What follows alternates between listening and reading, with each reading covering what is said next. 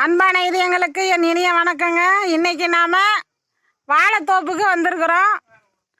காற்று அடித்ததனால் ஒரு வாழை மரம் ஒடிந்து விட்டது. பாருங்க, இது ஒரு அரைத்தரம் காய் ஒடிந்து விட்டது. இதை நாம பஜ்ஜி போடலாம், வாழைக்காய் பொரியல் செய்யலாம். இப்ப நாம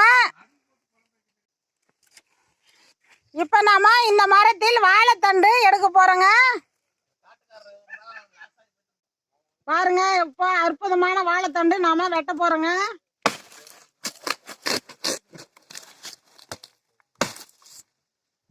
பாருங்க, இப்ப நாம தண்டு உரிக்க போறோங்க. பாருங்க, அற்புதமான வாழைத்தண்டு நாம இப்ப தயார் செஞ்சுட்டோம். இந்த மாதிரி நாம பொரியல் பண்ணி சாப்பிட்டா கிட்னிக்கு ரொம்ப நல்லது, கல்லு கரைக்கும். பாருங்க, அற்புதமான வாழைத்தண்டு நாம இப்ப தயார் செஞ்சுட்டோங்க. இதை நாம பொரியல் செஞ்சு சாப்பிடலாம்.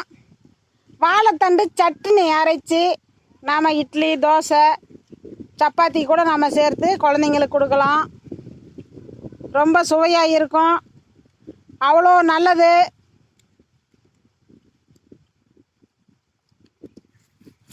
பொரியல் எப்படி செய்யறதுன்னு நான் நெக்ஸ்ட் வீடியோவில் சொல்கிறேங்க.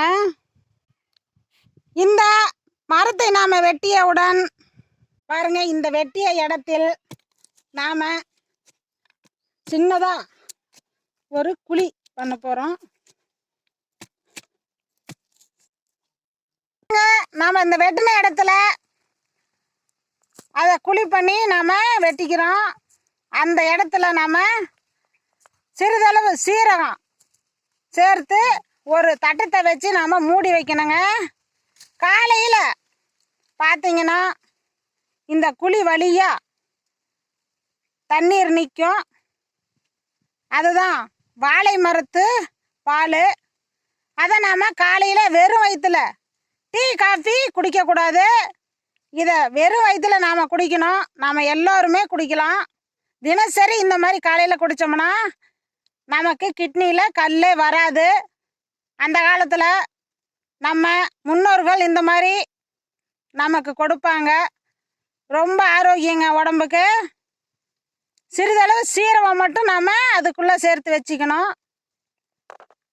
உடம்புக்கு ரொம்ப ஆரோக்கியம். பார்த்து நீங்களும் பயனடைங்க.